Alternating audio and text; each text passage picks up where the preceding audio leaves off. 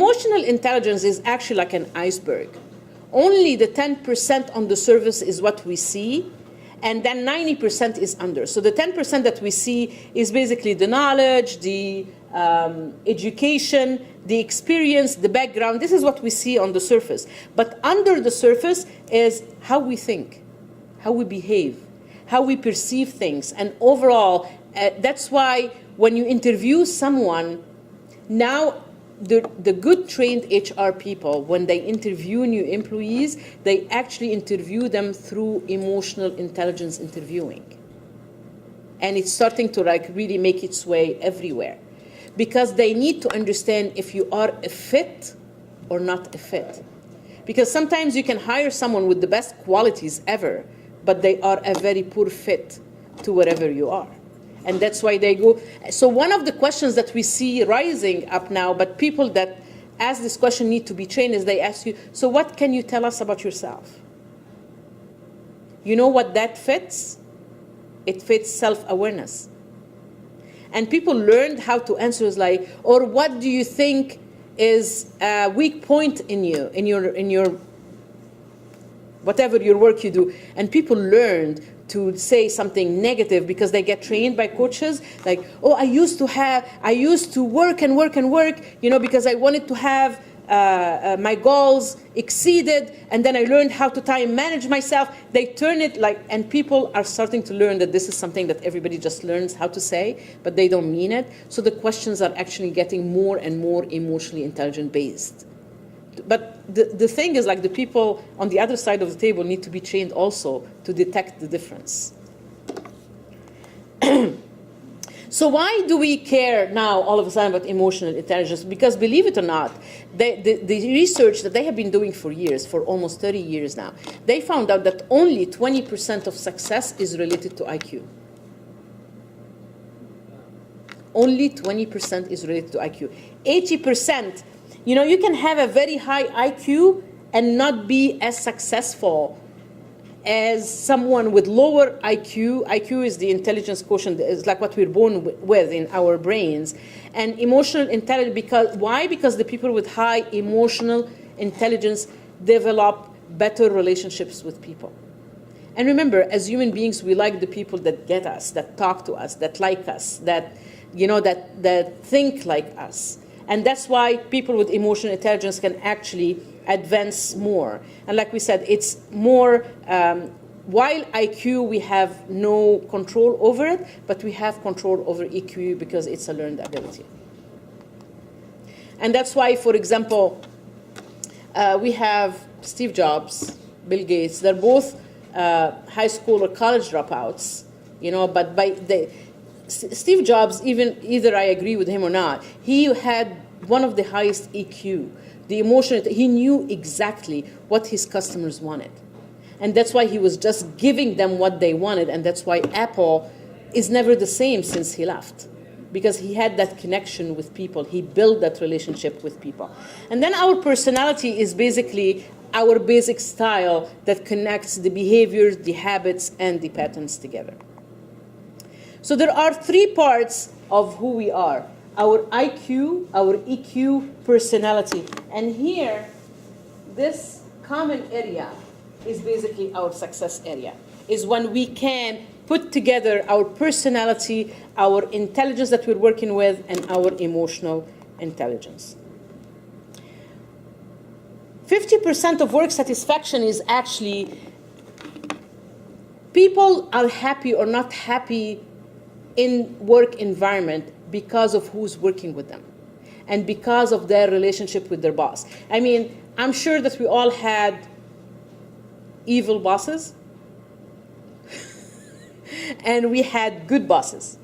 What was the difference? So without mentioning name, what do you think the characters of a bad boss were?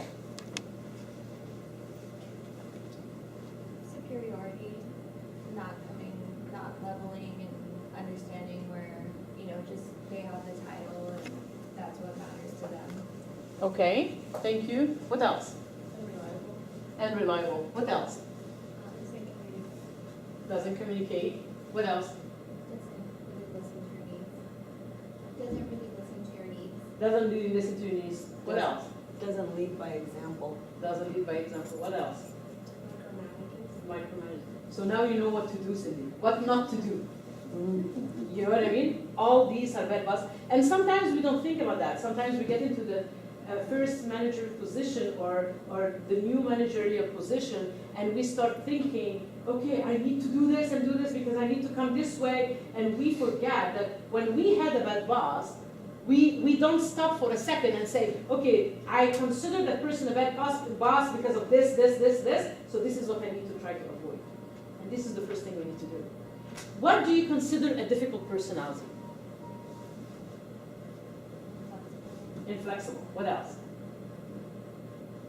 So do you think, Chloe, you are flexible? Okay. And that's what I'm trying to say. We consider people difficult personalities because sometimes they don't control their mouth. They're negative. Whenever you start telling a story, you say, yeah, but it's always I, or someone that no matter how you talk to them, can we do this? They don't listen. They don't look at your needs. And we need to basically take a white paper and divide it, difficult personalities, good personalities, and start. This is ABC emotional intelligence. Write down what you consider a difficult personality. And write on the right side, this is on the left side, on the right side, write what are you going to do to contradict that? This is the beginning of self-awareness. Self-awareness is we need to know who we are. If we don't know who we are, we're not going to be able to deal with other people. We cannot be a diluted copy of ourselves, right? And there are people, unfortunately, and I know I was like that, younger, all what I wanted to do is please people around me. So I didn't want to make any waves, and I didn't want to so I was a people pleaser, even it was costing me my happiness, and I was miserable. And I did that for years, to the point where one day I stopped, because I was just miserable. And some people, that they live and die being miserable, but I choose to take another path. So again, it's a choice that we take. What do we consider bad that we should not bring back? And this is the very simple exercise. Like Cindy is a new manager. I would invite you, Cindy, to write down whatever throughout your life consider what a difficult or a bad boss was. And even put them on your computer or on your wall. So you always remember what not to do. So this is like the beginning of an exercise. Also, part of self-awareness is to make sure what we stand for. The first step of self-awareness is to know what we stand for. And if there is something else that is not on the list, I invite you to write it down. But it needs to become your non-negotiables. And why do we look for our non-negotiables? Because a lot of people do not put boundaries around them. And the first most important part of emotional intelligence is having boundaries with everybody. People are miserable and they have bad relationships because they do not put boundaries.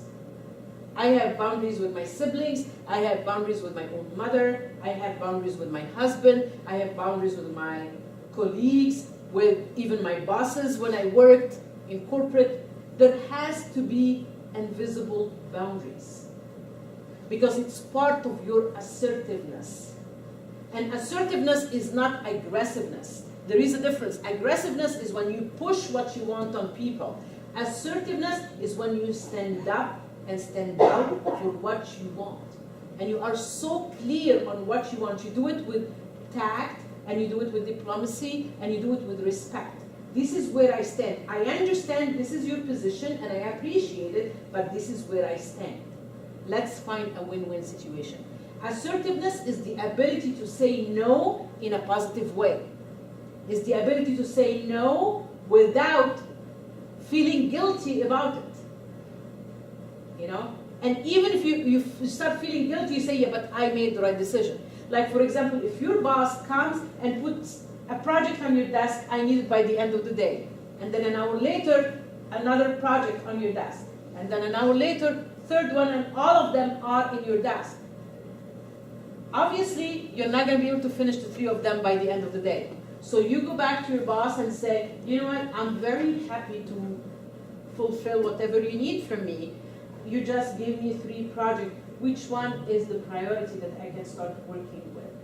So you're basically saying, I can't do that in a positive way, but you're also putting the ball in their corner. You know, you're not saying I'm not going to do it because I can't. You are just letting them know, I will do it, but guide me, because you're the boss. And it's also, for example, someone coming to you, oh, you know what? So say, I need your help today because I have to finish this today, and you need to help me. But you have a couple of projects that you need to finish. So you tell this person, you know what? I would love to help you, but after 3 p.m. because I also have deadlines. You know, it's not, you're not being mean, you're not being like, just go away, and also you're not denying yourself what you need. Because, and as people pleasers, sometimes we leave what we have to do, and we help others. But remember when we are on a plane, and they give you the guidelines on how to deal if there is a crash, what do they tell you to do with the oxygen mask? Put yours on first. First, and then you try. Do you know why they say that? Because if you help your child and you pass out, the child is gonna die. But if you take care of yourself first, you're gonna be able to take care of the people around you. So always remember this example. You always need to take care of yourself first without being apologetic about it. And it's not being selfish, and it's not being self-centered. It's taking care of yourself so you can take care of others. This is the only way you can take care of others. If you are weak, if you are fragile, how can you take care of your family? How? So you need to stand on your own feet to be able to help others. Okay, that's why it's very important, the non-negotiables, to know that. Have you ever thought about our non-negotiables or our values or what we stand for? No? Yeah? Subconsciously. But it has to be right there and up front of your eyes, because this is what basically controls your actions and reactions in life. What we stand for. You know, there are, I mean, without being dramatic, but there are people that die for their principles. You know, and that's why we need to know where we stand. Because this is the first part of emotional intelligence is self-awareness, as we're going to learn. So this is part of self-awareness. So the definition of self, Aristotle, who was the biggest philosopher in the modern world, he said, anyone can become angry. It's easy. We all do, right? But to be angry with the right person, the right degree, at the right time, for the right purpose, the right way, is not easy. So anger is a common emotion to all of us. We all get angry. It's what we do with it that matters. It's exactly like prejudice. We all have prejudice. It's what we do with the prejudice that matters. It's not that we have prejudice. It's what we do with it. So someone can get angry and then tell you, you know what, let me walk out for a few minutes and I'll be back. You know, and I can start a discussion. Or someone can just, if you don't have the luxury to walk away, okay, let me take a deep breath and reset my brain. And some people can turn around and start throwing tables and chairs around, right? It's not the anger, it's what we do with the anger. And that's what emotional intelligence teaches you, what to do with your anger. It minimizes the problems with communication and conflicts that we have. And it's the ability to make healthy choices. In very simple terms, emotional intelligence is how your emotions can make you smarter.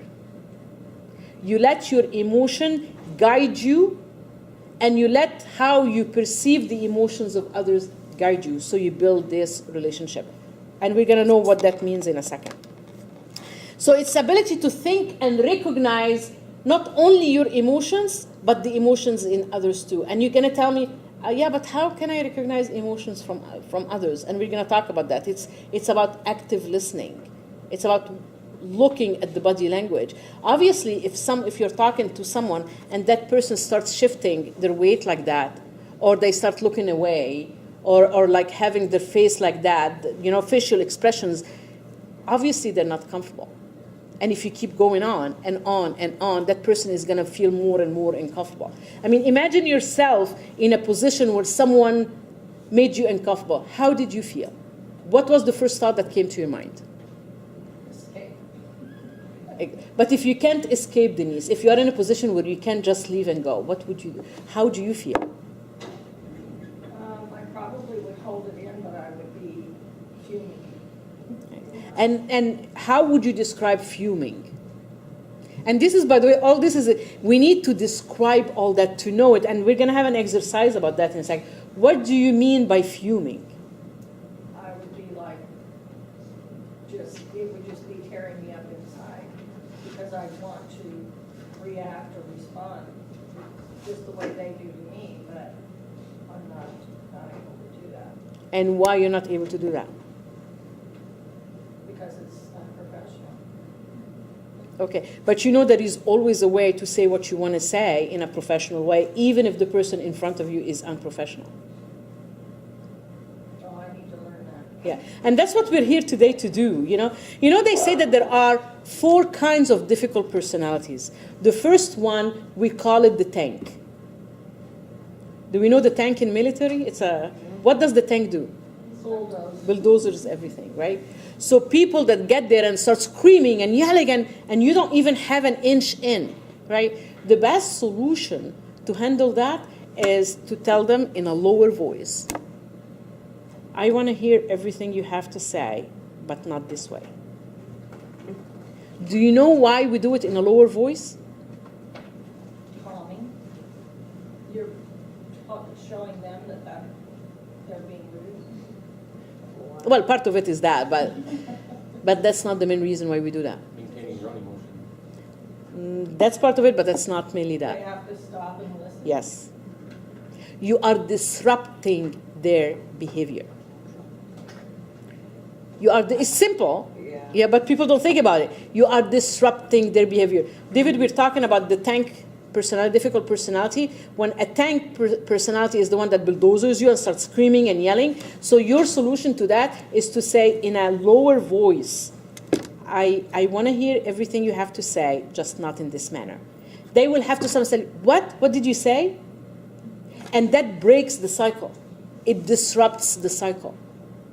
Again, the brain resets itself our brain sometimes is so ignorant, you know, and so simple that you can just reset it, like I said, just by snapping that elastic band, you know, and just by doing that, you are disrupting their behavior, and they have to basically listen to you. The second difficult personality that we say, the victim personality, the person that comes to you and is always like, oh, this is happening to me, and whine and whine and whine and whine to you. You know what I mean? There are 2 solutions, there are no 3 for them. The first one is try to help them. Like maybe, because some people might feel, because of whatever they're going through, might feel a victim, but they're not a victimitis syndrome people. And some people will always be a victim, born and live and die victim. Then you need to kind of remove yourself from that situation in a polite way, you know, because they will bring you down, okay? The third person is what we call a sniper. Again, it's a military term. Do we know what a sniper does? Yeah, he hides or she hides and takes you out.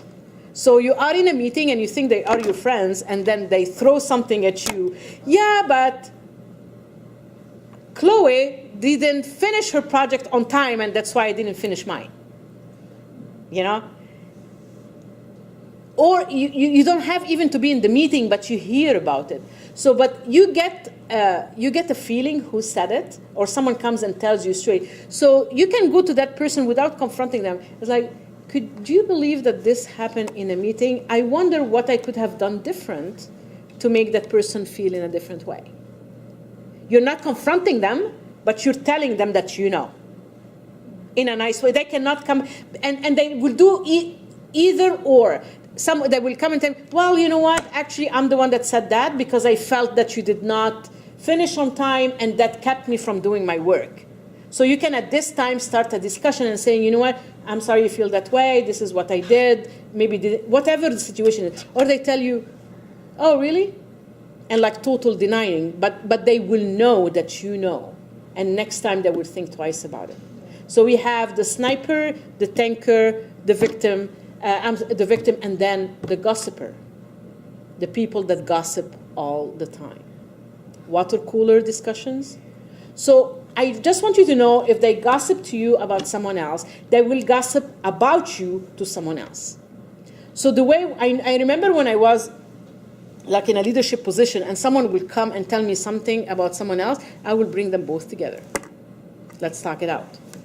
So people learned, at least not to gossip around me. So that's like, you know what, I'm really sorry. Maybe that person didn't mean that way. Do you want to go and talk to them? Let's go and solve this problem right now. And they will realize that you're not going to be part of the gossiper. And all that is part of knowing who we are. But that's why we need to know who we are. That's why we need to be assertive and to know where we stand, what we stand for and what we will not stand for. And to use the anger or fear to fuel, actually, I say that fear helps me now, because when you fear something, what happens is that it makes you look into the future with everything wrong that can happen, right? Actually, I use it as a tool. It's like a window to the future. What can happen so I can prevent it? So I use it as a friend rather than a foe. That's how I use fear. So our emotions and perceptions is what make us take decisions. Obviously, we take decisions based on our perceptions, cultures, background, experiences, and all that. So how we perceive and interpret the word depends on how we see it. Again, we see the word as we are, not as the word is. And we need to know that our perceptions is what create our emotions. And each of us, our perceptions are different.